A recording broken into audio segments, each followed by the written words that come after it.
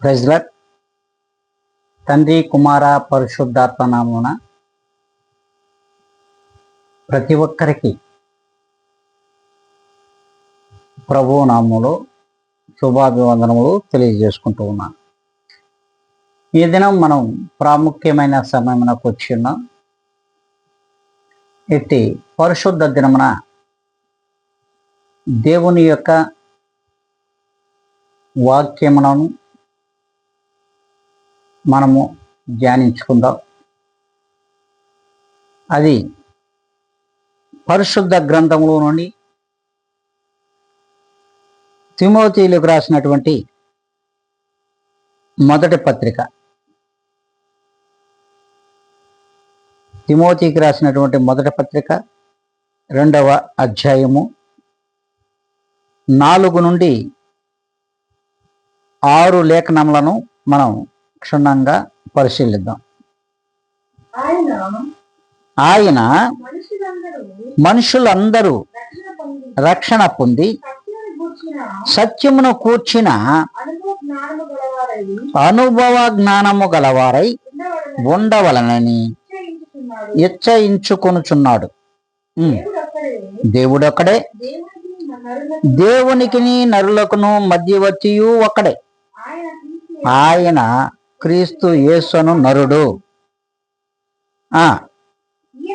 ఈయన అందరి కొరకు విమోచన క్రయధనముగా తన్ను తానే సమర్పించుకొనెను. దీనిని గూర్చిన సాక్ష్యము యుక్త కాలమందు ఇయ్యబడును. హల్లెలూయా, హల్లెలూయా. దేవునికి మహిమ కలుగును గాక. దేవుడు స్పష్టంగా మనందరితో ఈ దినమున మాట్లాడుతూ ఉన్నాడు. చూడండి, ప్రభు అయిన యేసు క్రీస్తు అందరికీ దేవుడా, కొందరికే దేవుడా? ప్రభు అయిన యేసు క్రీస్తు అందరికీ దేవుడా, మరి కొందరికేనా? ఒక్కసారి ప్రతి జనము, ప్రతి ప్రజలు కూడా ఒక్కసారి ఈ వాక్యమును కూర్చి ఆలోచించవలసిన అవసరము ఉన్నది. చూడండి, ప్రభువుల వారు స్పష్టంగా మనతో మాట్లాడుతూ ఉన్నాడు. సర్వలోక ప్రజలతోనూ మాట్లాడుతున్నాడు. సార్వత్రిక సంఘములతో మాట్లాడుతున్నాడు. విశ్వాస సమూహముతోనూ అవిశ్వాస సమూహముతోనూ వేషధారులతోనూ మాట్లాడుతూ ఉన్నాడు. ఇంకా చెప్పాలంటే సర్వలోక ప్రజలతో మాట్లాడుతున్నాడు. మరి ఎవరి కొరకు ఆయన ఈ లోకములో తన్ను తాను మరణమునకు అనగా పాపమునకు సమర్పించుకున్నాడు? ఎవరి కొరకు తన ప్రాణమును అర్పించాడు అని విషయాన్ని మనం క్షుణ్ణంగా పరిశీలించినట్లయితే చూడండి, మరి ప్రత్యేకంగా దేవుడు మనతో మాట్లాడుతున్నాడు. అందరి కొరకు, సర్వలోక ప్రజల కొరకు విమోచన క్రయధనముగా తన్ను తాను సమర్పించుకున్నాడు. దీనిని గూర్చిన సాక్ష్యము యుక్త కాలమందు ఇయ్యబడును. ఈ యుక్త కాలం అనేది ఏమిటి ఆలోచించాలి. సర్వలోక ప్రజలందరి కొరకు తన్ను తాను మరి సమర్పించుకున్నాడు. ప్రతి మానవుడిని పాపము నుండి విడిపించాలని, అట్టి మరణమునకు ఆహుతి కాకూడదని అందరి కొరకు ఆయన తన్ను తానుగా అర్పించుకున్నాడు. దేనికి అర్పించుకున్నాడు? మరణమునకు అర్పించుకున్నాడు. అంతేకాకుండా ఆయన అంటున్నాడు, యుక్త కాలమున దీన్ని గూర్చినటువంటి ఒక సాక్ష్యము మీకు ఇవ్వబడుతుంది. అంటే మనము చేసే పాపములకు మధ్యన ఈ సాక్ష్యం ఒకటి ప్రతి జనములో వెలువడుతుంది. మధ్య కాలములో మనం చేస్తున్నటువంటి మరి చెడును, మరి పాపమును, దుష్ట కార్యక్రమములన్నిటిని గూర్చి అట్టి యవ్వన స్థితిలోకి ఈ పాపములన్నీ పండబోతున్నటువంటి సమయంలో ఒక సాక్ష్యం అయితే వెలువడుతుంది. ప్రతి మనిషికి కూడా, ప్రతి మనిషికి ఒక సాక్ష్యం ఇవ్వబడుతుంది. అందుకే ప్రభువులు వారు స్పష్టంగా తెలియజేశాడు, మనుషులు ఒకరని కాదు, సర్వ మానవాళి రక్షణార్థమైనటువంటి ఒక సత్యాన్ని గూర్చి తెలుసుకోవాలి. అట్టి సత్యము అనుభవ జ్ఞానము చేత మాత్రమే తెలుసుకోగలడు. అంతేకాకుండా ఇట్టి అనుభవ జ్ఞానము ప్రతి ఒక్కరికి రావాలి. సత్యమును గూర్చినటువంటి అనుభవ జ్ఞానం రావాలి. ఈ అనుభవ జ్ఞానము రావాలి అంటే రక్షణ పొందుకోవాలి. ప్రతి మానవుడు అనగా తన మనసు మార్చుకోవడమే కాదండి, తన క్రియలను కూడా మార్చుకోవాలి. తన పాపపు క్రియలను మార్చుకోవాలి. తన శరీరం నుండి వెలువడుతున్నటువంటి ప్రతి పద్ధతుల నుండి మార్చుకోవాలి. మనసు ఒక్కటి మారితే సరిపోదు.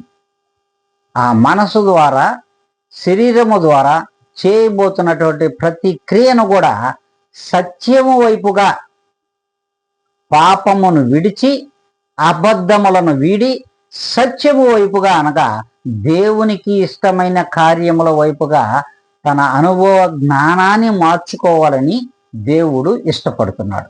మరి ఇలా మనం ఉన్నామా? సర్వలోక ప్రజల కొరకు వచ్చినటువంటి దేవుడు మరి ఒక్కరికి సొంతం కాదు కదా. అంటే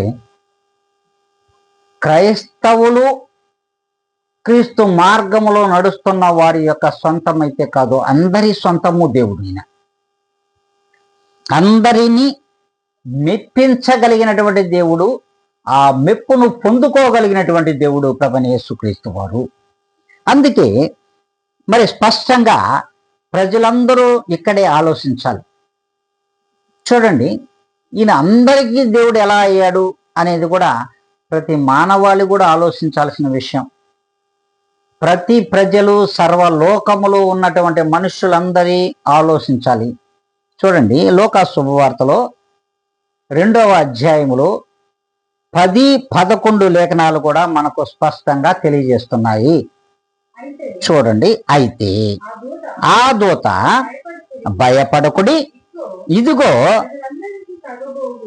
ప్రజలందరికీ కలగబోవు మహా సంతోషకరమైన స్వర్తమానము నేను మీకు తెలియజేయుచున్నాను. దావీదు పట్టణమందు నేడు రక్షకుడు మీ కొరకు పుట్టి ఉన్నాడు, ఈయన ప్రభువైన యేసుక్రీస్తు. హల్లెలూయా, హల్లెలూయా. దేవునికి మహిమ కలుగునుగాక. ప్రియమైన దేవుని జనాంగమా, దేవుని చేత ఏర్పాటు కాబడినటువంటి సర్వలోక ప్రజలారా, దేవుడు స్పష్టంగా మాట్లాడుతుండు. ఎవరి కొరకు ఏర్పాటు చేయబడి, ఎవరి కొరకు?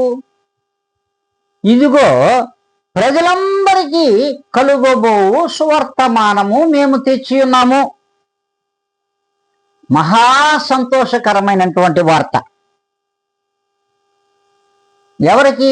ప్రజలందరికీ. ప్రజలందరికీ కలుగబోవు మహా సంతోషకరమైన సువర్తమానము నేను మీకు తెలియపరుస్తున్నానని దేవుని యొక్క దూత మరి అక్కడ మరి ఆ మహా సంతోషకరమైన సువర్తమానం వింటున్న వారు ఎవరు? మరి అక్కడ గొర్రెలు కాస్తున్నటువంటి కాపరులు. ఈ కాపరులు క్రైస్తవులు ఆనాడు. హల్లెలూయా, దేవునికి మహిమ కలుగును గాక. ఆనాడు వీరు క్రైస్తవులు అనబడి ఉన్నారా? ఒక్కసారి ఆత్మ పరిశీలన చేసుకోవాలి ప్రతి ఒక్క మానవుడు. కాదు, వాళ్ళు అన్యజనులే. అంటే దేవుని చేత ఏర్పాటు కాబడినటువంటి భూమిలో నుండి తీయబడిన మంటితో ఏర్పాటు చేసేటటువంటి మనుషులు, ఆ మనుషులలో దేవుని యొక్క ఆత్మ ఉంచబడింది కనుకనే వారు మనుషులు, నరులు. ఇట్టి నరులు ఆనాడు క్రైస్తవులుగా కీర్తింపబడ్డారా? ఒక్కసారి ఆలోచించాలి. దేవుణ్ణి ఎరగనటువంటి బిడ్డలే, దేవుని చేత నిర్మాణం కాబడినటువంటి బిడ్డలే. దీనిని ఏనాడైనా సరే ఏ జనులు కూడా అసలు గ్రహించలేకపోతా ఉన్నారు. కారణం సర్వమానవాళిలో నెలకొన్నటువంటి అజ్ఞానం అని మనం అనుకోవాలి. ప్రియమైన దేవుని బిడ్డలారా, ఒక్కసారి ఆలోచించాలి. అందుకే ఇదిగో దావీదు పట్టణమందు నేడు రక్షకుడు మీ కొరకు పుట్టి ఉన్నాడు. ఎవరి కొరకు అంటే సర్వ మానవాళి కొరకు పుట్టి ఉన్నాడు. ఈయన ప్రభు అయిన క్రీస్తు, ప్రభు అయిన క్రీస్తు అభిషిక్తుడు, ఈయనే దేవుడు. అంతేకాదు ఈయన పరిశుద్ధుడు. దేవుడు మాత్రమే ఈ లోకములో పరిశుద్ధుడు. సర్వలోకములలో పరిశుద్ధుడు ఎవరైనా ఉన్నారు అంటే దేవుడు ఒకడే, ఆయనే క్రీస్తు. అందుకే ఈ పరిశుద్ధుడైన దేవుడు మనందరి కొరకు, లోక ప్రజల కొరకు, మరి ఈ లోకములో మనలను విడిపించడానికి, పాపపు లోకము నుండి, మరణపు జీవితము నుండి, దుష్ట క్రియల నుండి మనలను విడిపించి మంచి క్రియల వరకు నడిపించడానికే ప్రభువైన యేసుక్రీస్తు వారు ఈ లోకములో వచ్చి మన మధ్యలో నివసించి మనలను పరిశుద్ధులుగా చేయడానికి ఆయన మన కొరకు ప్రాణమును అర్పించాడు. హల్లెలూయా, దేవునికే మహిమ కలుగును గాక. ప్రియమైన దేవుని యొక్క ప్రజలారా, దేవుని చేత నిర్మాణము కాబడినటువంటి మట్టి మనుషులమైనటువంటి మనందరితో మాట్లాడుతున్నాడు. నేను పరిశుద్ధుడను, మీరును పరిశుద్ధులై ఉండుడి అని దేవుని వాక్యం సెలవిస్తా ఉన్నది. మరి అలా మనం ఉన్నామా? ఏ మాత్రము లేరు, ఎవ్వరు లేరు. నేను పరిశుద్ధుడను, మీరును పరిశుద్ధులై ఉండుడి. అట్లా ఉండమనే ప్రభువైన యేసుక్రీస్తు వారు ఈ లోకానికి పరిశుద్ధుడుగా వచ్చాడు. చూడండి, దేవుని వాక్యమే మనతో మాట్లాడుతున్నాడు. దేవుని వాక్యం మనతో మాట్లాడుతుంది. చూడండి, మత్తయి శుభవార్త 5వ అధ్యాయము 16వ లేఖనాన్ని మనం స్పష్టంగా చదువుకున్నట్లయితే, మనుషులు మీ సత్క్రియలను చూచి పరలోకమందున్న మీ తండ్రిని మహిమపరుచునట్లు వారి ఎదుట మీ వెలుగును ప్రకాశింపనీయుడి. హల్లెలూయా, దేవునికే మహిమ కలుగును గాక. ప్రతి మనిషి కూడా మంచి క్రియల చేత ఈ లోకంలో బ్రతకాలి, మంచి మాటల చేత ఈ లోకంలో జీవించాలి, మంచి ప్రవర్తన కలిగి ఈ లోకములో దేవునిలో సత్యము చేత జీవించాలనే ఏకైక తలంపు కలిగినటువంటి మనుషులు ఎవరైతే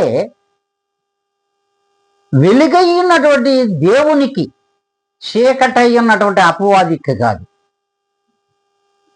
చీకటిలో సంచరించుచున్న అసత్యమునకు కాదు, వెలుగై ఉన్నటువంటి దేవునిని ఎవరైతే ఆయన సత్యమును తెలుసుకుని ఆయన వైపుగా అడుగులు వేస్తారో అట్టి వారు ఇతర మనుషులకు వెలుగుగా ఉండాలని తనలోనికి రమ్మని దేవుడు ఆహ్వానిస్తున్నాడు. అట్టి సత్యమైన క్రియలను జరిగించమని దేవుడు తనను నమ్మిన విశ్వసించిన పాపమును విడిచినటువంటి జనులతో ప్రభువులు వారు మాట్లాడుతున్నాడు. మీ సత్క్రియల వలన, మీ సత్క్రియల వలన ఇతరులను మిమ్మును చూచి ఎవరైతే మారుతారో మీ సత్క్రియలను అనుసరిస్తారో అట్టి వారిని చూచి దేవుడు పరలోకమందు మహిమ కలిగిన దేవుడుగా సంతోషపడతాడని ఈ వాక్యం సెలవిస్తా ఉన్నది.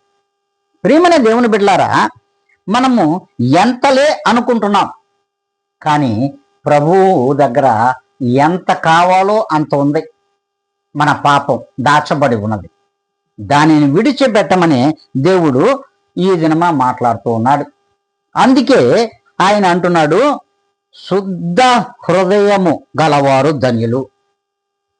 హృదయము ఏ దినమైతే శుద్ధీకరణ జరుగుతుందో అట్టి వారు మాత్రమే ధన్యులు, వీరు దేవుని రాజ్యాన్ని ఒకనాడు చూస్తారు అని దేవుని వాక్యం సెలవిస్తుంది. మరి ఇలా సర్వలోక ప్రజలను ఆయన అడుగుచున్నది ఒకటే, హృదయ శుద్ధి కలిగి ఈ లోకములో మీరు జీవించండి, ఒకనాడు దేవుణ్ణి మీరు చూస్తారు అని వాక్యం సెలవిస్తుంది. మరి అలా ఉన్నామా మనమో లేదా ఒక్కసారి పరిశీలన చేసుకోవాలి. అంటే లోకములో మంచి చేయాలంటే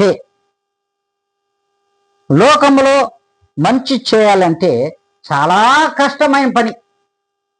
ఆలోచించాలి ప్రియమైన దేవుని బిడ్డలారా, లోకంలో మంచి చేయాలంటే చాలా కష్టం, చెడు చేయాలంటే చాలా ఇష్టం. హల్లెలూయా, దేవునికి మహిమ కలుగును గాక. మంచి చేయాలంటే కష్టం, చెడు చేయాలంటే ఇష్టం, అది సులభం. ప్రియమైన దేవుని బిడ్డలారా, దీన్ని మనం గ్రహించాలి. అంతేకాదు, మంచిని ప్రేమించాలంటే సమయం కావాలి. ప్రియమైన దేవుని బిడ్డలారా, ఒక్కసారి ఆలోచించండి. ప్రియమైన సర్వలోక ప్రజలారా ఆలోచించాలి. మనం మంచిని ప్రేమించాలంటే సమయం చాలా కావాలి, చెడును ప్రేమించాలంటే సమయమే అవసరం లే. హల్లెలూయా, దేవునికే మహిమ కలుగును గాక. చెడును ప్రేమించాలంటే సమయం వద్దు, అసలు అవసరం లేదు. మంచిని ప్రేమించాలంటే సమయం కావాలి.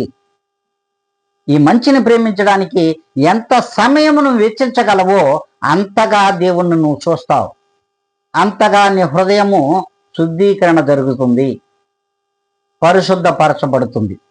దేవుని బిడ్డలారా, ఒకసారి ఆలోచించండి. అంతేకాదు, ప్రభు అంటున్నాడు, మరి లోకంలో ఒకరి సొంతం కాదు దేవుడు, ఒకరి సొంతం కాదు. అందుకే ప్రభువు పిలుస్తున్నాడు, ప్రయాసపడి భారం మోస్తున్నటువంటి సమస్తమైన జనులారా నా యొద్దకు రండి, నేను విశ్రాంతినిస్తాను. ప్రయాసపడి ఏమి భారం మోస్తున్నారో తెలుసా? పాపపు భారాన్ని మోస్తున్నారు, దుష్టమైనటువంటి భారాన్ని మోస్తున్నారు, అపవాదిని మోస్తూ ఉన్నారు. చీకటిని మోస్తున్నటువంటి జనులకు భారం కాకుండా ఇంకేమవుతుందో ఆలోచించాలి. ఇట్టి భారం మోస్తున్నటువంటి జనులందరూ నా యొద్దకు రండి, నేను విశ్రాంతిని మీకు ఇస్తానని దేవుని వాక్యం సెలవిస్తూ ఉన్నది. మరి అలా మనం ఉన్నామా? ప్రభు ఏమన్నాడు? సమస్త జనులారా నా యొద్దకు రండి అన్నాడే కానీ క్రైస్తవులారా నా యొద్దకు రండి, నేను విశ్రాంతిని ఇస్తానని చెప్పలేదు. అందుకే సమస్తమైన జనులారా నా యొద్దకు రండి, నేను విశ్రాంతిని ఇస్తానని దేవుని వాక్యము సెలవిస్తా ఉన్నది.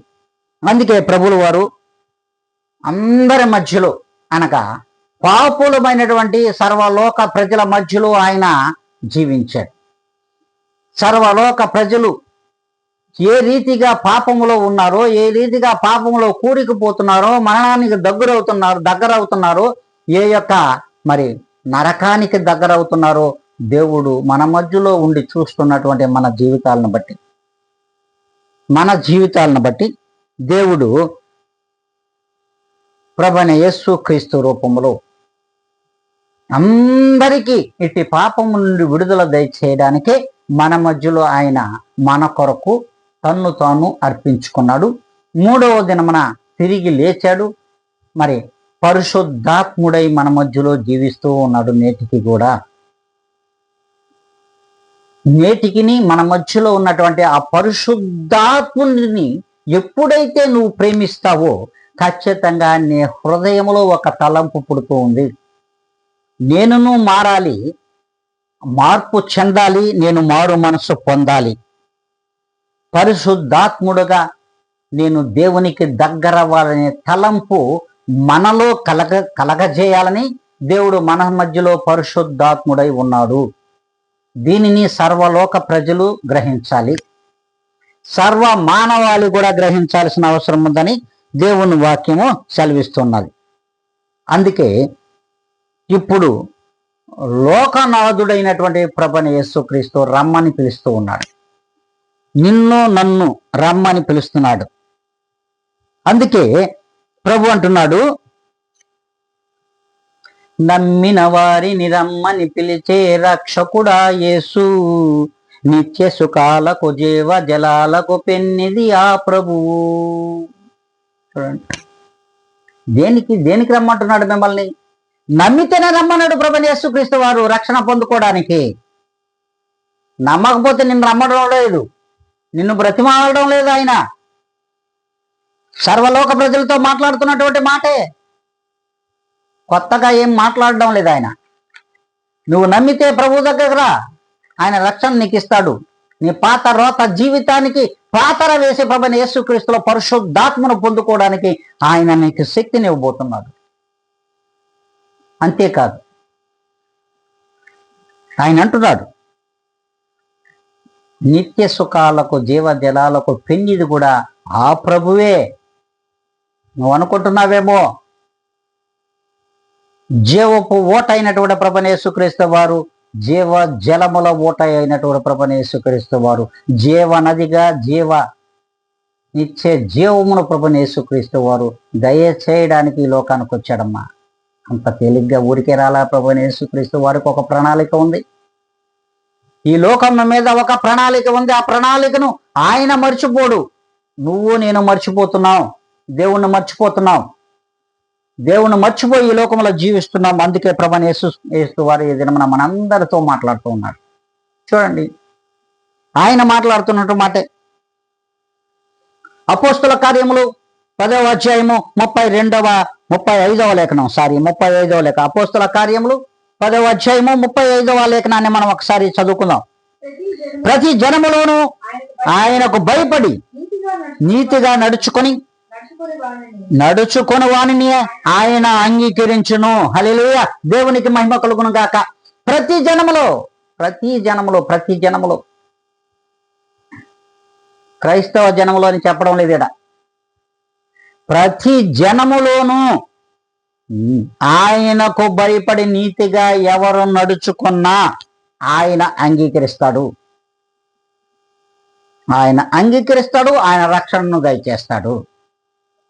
అంతేకాదు, ఎప్పుడైతే దేవునికి భయపడి నీతిగా నడుచుకుంటావో ఆనాడు నిన్ను ఖచ్చితంగా ప్రభువు వారు ఒప్పుకుంటాడు. మరి అలాంటి వారు లేరా? సర్వలోక ప్రజలలో లేరా? సర్వ మానవాళిలో నరులలో లేరా? నరులైనటువంటి వారిలో లేరా? ఒక్కసారి మనం చూద్దాం. ఒకసారి ప్రియమైన జనాంగమా, దేవుని ప్రజలారా, దేవుని చేత ఏర్పాటు కాబడినటువంటి జనములారా, చూడండి. నోవాహు దేవునికి ఇష్టడుగా నడుచుకోలేదా? దేవుని మార్గములో నడవలేదా? మరి నోవాహు క్రైస్తవుడు అన్నాడు. ప్రియమైన దేవుని బిడ్డలారా, ఆలోచించాలి. అంతేకాదు, యెహోషువ గ్రంథంలో చూసినట్లయితే 2:3 రాహాబు అను వేశ్య అయినటువంటి ఒక స్త్రీ మరి క్రైస్తవురాలా? ఆనాడు కాదు కదా. మరి ఆమె కూడా దేవుని చేత ఏర్పాటు కాబడినటువంటి సృజింపబడిన జనమే, అందులో ఒక స్త్రీ. మరి అలాంటి స్త్రీ దేవునిలో నడవలేదా? దేవుని యందు భయభక్తులు కలిగి జీవించలేదా? దేవుణ్ణి తెలుసుకున్న తర్వాత ఆమె ప్రవర్తన మార్చుకోలేదా? పాపపు జీవితాన్ని విడిచిపెట్టలేదా? అంతేకాదు, చూడండి, ఎలీషా ప్రవక్త ఎవరండి? ఎలీషా ప్రవక్త ఎవరు? మరి ఎందుకు ఎన్నుకున్నాడు ఆయన్ని? క్రైస్తవుడు అవుతాడని ఎన్నుకున్నాడా? దేవునికి భయపడి వారిలో ఆయన కూడా ఉన్నాడు. దేవునికి లోబడి వారిలో ఉన్నాడు. దేవునికి లోబడిన వారిలో ఆయన కూడా ఉన్నాడు. కనుకని నాడు ఎలీషా ప్రవక్తను ఎన్నుకున్నాడు. మరి అలాగే ఎంతో మంది ఉన్నారు. రాజుల గ్రంథంలో చూసినట్లయితే 2వ రాజుల్లో 5వ అధ్యాయం 1లో చూసినట్లయితే నయమాన్ ఎవరండి? ఆయన దేవుని నమ్మాడు కాబట్టే కదా నాడు ఎలీషా ద్వారా ఆయనకు మరి మార్గాన్ని చూపించాడు. సంపూర్ణంగా స్వస్థత పరచబడాలని, నువ్వు పరిశుద్ధుడు కావాలని మరి నయమాన్ను స్వస్థపరచలేదా? మరి ఈయన ఎవరండి? ఈయన ఒక్కసారి ఆలోచించండి. మరి అంతేకాదు, షద్రక్ మేషక్ అబేద్నెగోలు ఎవరండి? దానియేలు ఎవరండి? మరి యెషయా ఎవరండి? యెహెజ్కేలు ఎవరండి? మరి ఎంతమంది లేరు? యోబు ఎవరండి? వీరందరూ దేవుని నమ్మారు. వారు పాపపు జీవితాన్ని విడిచి దేవునిని తలచి దేవునిలో సత్యమును అనుభవ జ్ఞానము చేత తెలుసుకున్నారు. ఏది సత్యమో ఏది అసత్యమో గ్రహించగలిగారు. అందుకే సత్యమునకు ఓపిక ఎక్కువ ఉండాలి. అదే అనుభవ జ్ఞానము చేత తెలుసుకునే ఓపిక. మరి అసత్యానికి వేగం ఎక్కువ, అనుభవ జ్ఞానం అవసరం లేదు. ఎటు పడితే అటు మాట్లాడచ్చు. నిజంతో తనకి పని లేదు, అబద్ధంతోనే పని. అబద్ధాలు చెప్పుకొని ఈ లోకంలో బ్రతికేయడమే దాని పని. మరి ఏం చేద్దాం? మరి దేవుని వాక్యం సెలవిస్తా ఉన్నది, జీవించడం వేరు, నటించడం వేరు. నటనాపరమైన జీవితంలో జీవిస్తున్న సర్వ మానవాళితో దేవుడు మాట్లాడుతున్నాడు, మాట చెప్తున్నాడు తప్ప వేరొకటి కాదు. వీరంతా కూడా దేవుని చేత ఈ లోకములో ఏర్పాటు కాబడినటువంటి జనాంగమే, ప్రజలే. అందుకే మనుషులందరూ నరులు కారా అంటే నరులే.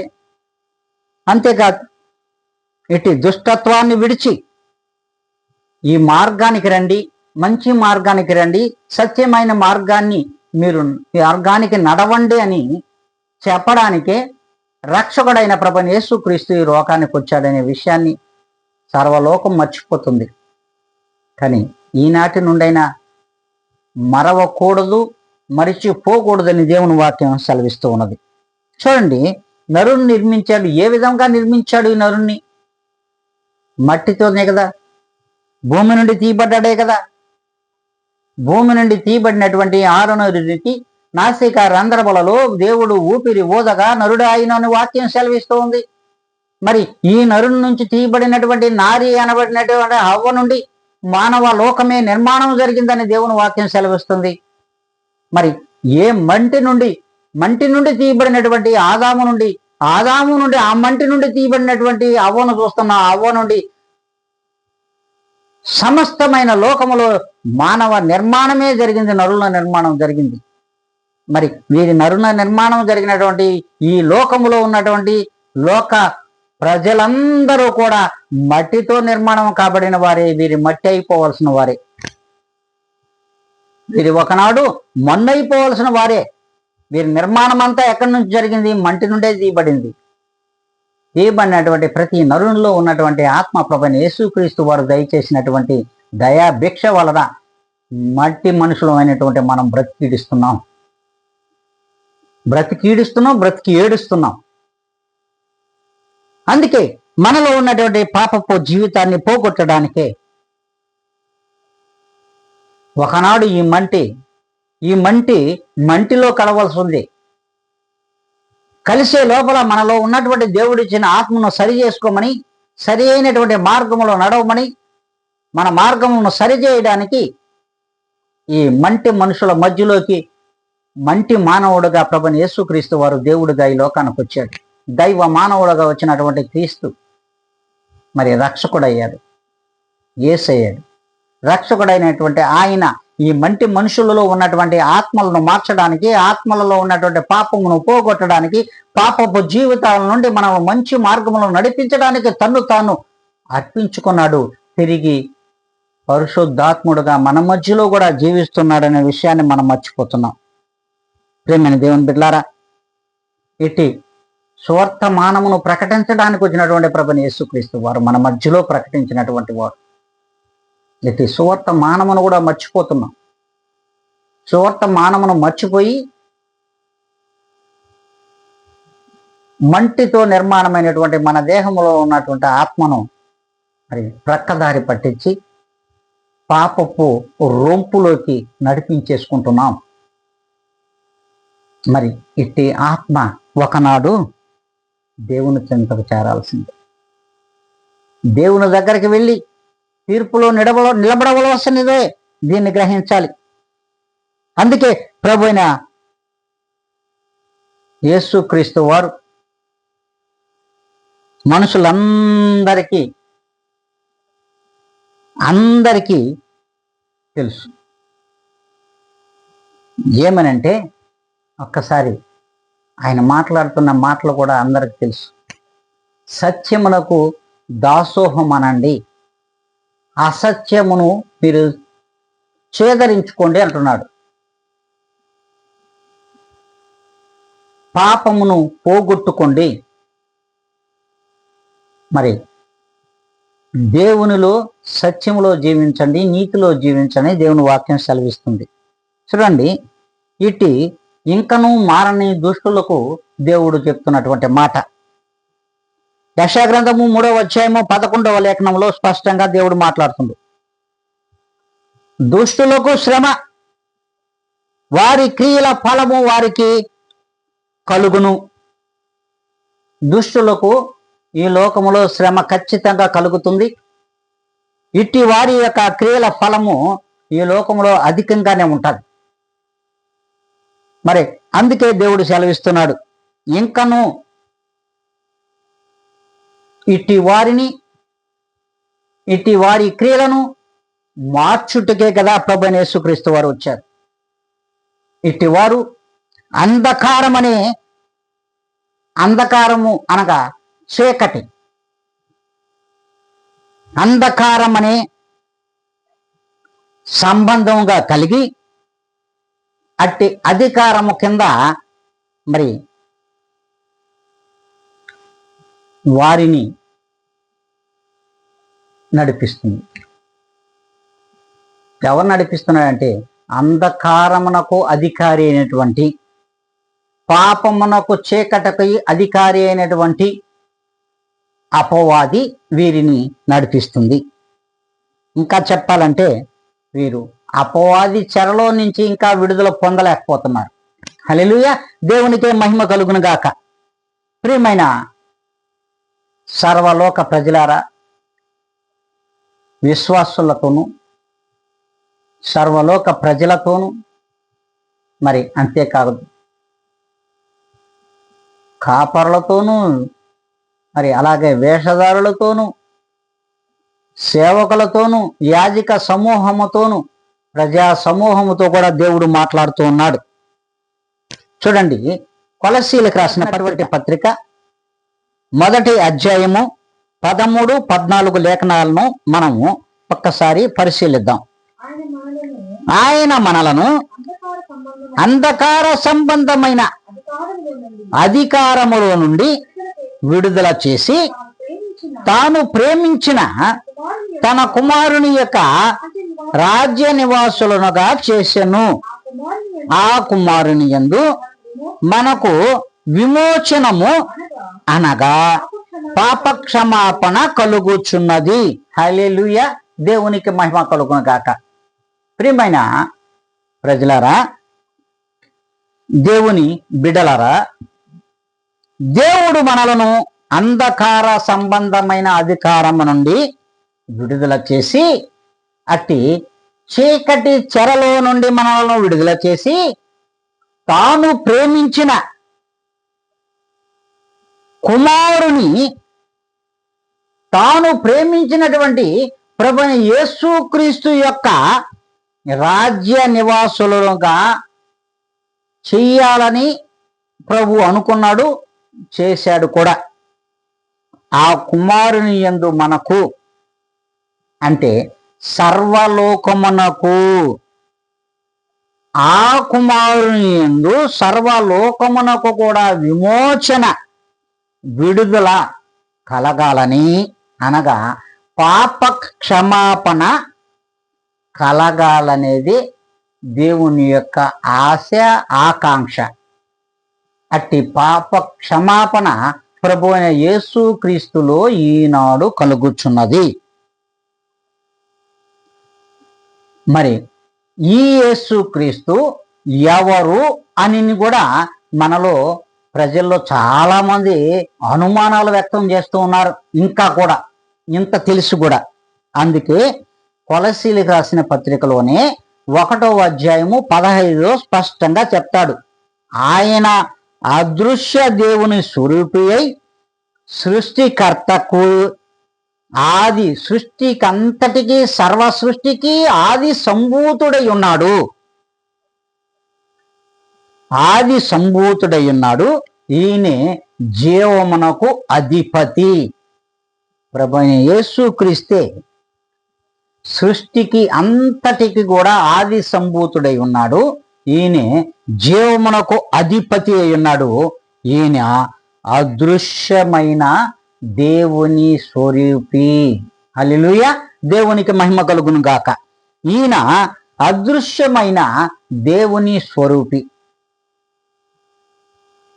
కాబట్టి దేవుడు స్పష్టంగా మనకు తెలియజేస్తున్నాడు.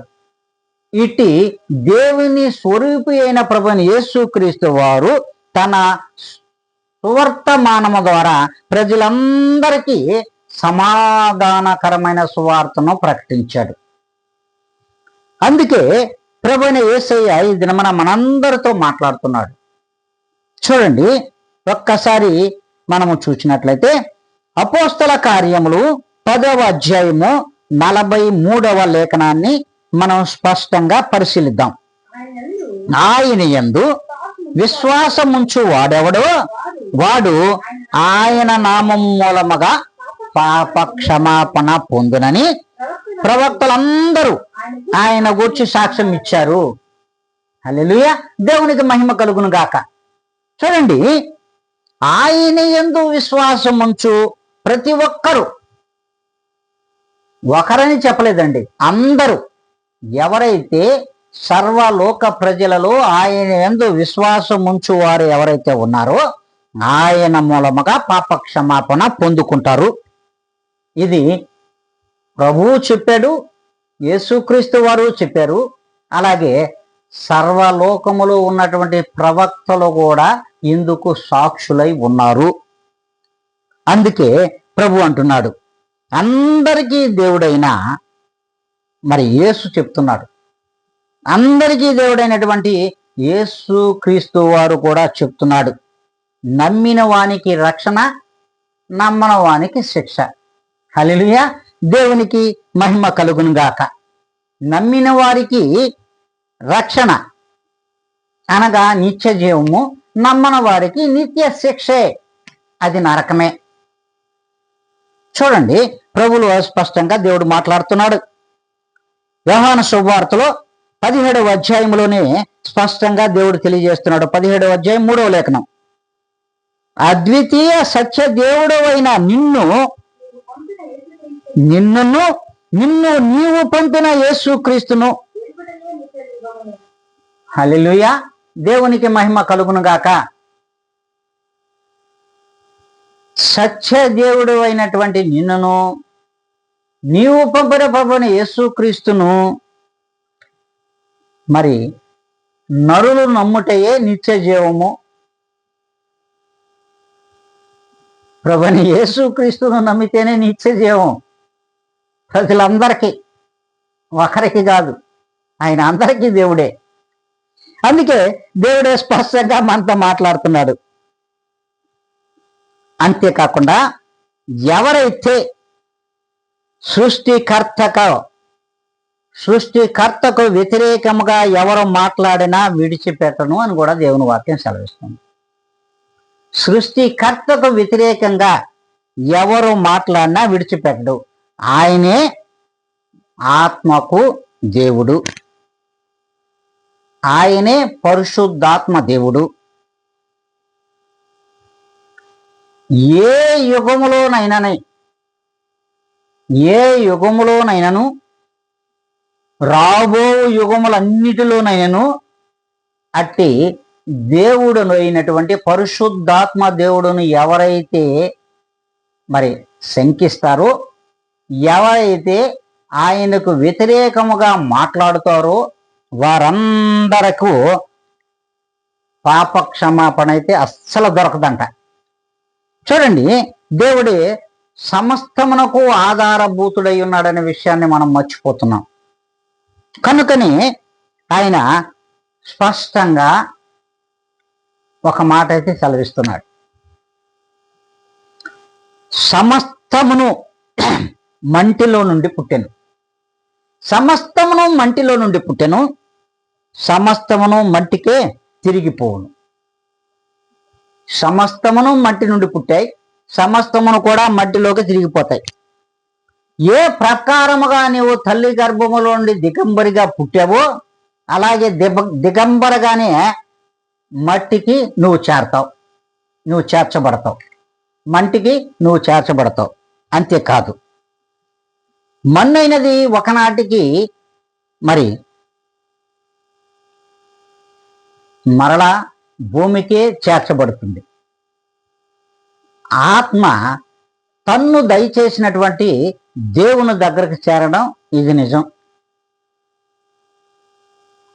దీనిని మనం జ్ఞాపకం ఉంచుకుంటే చాలు.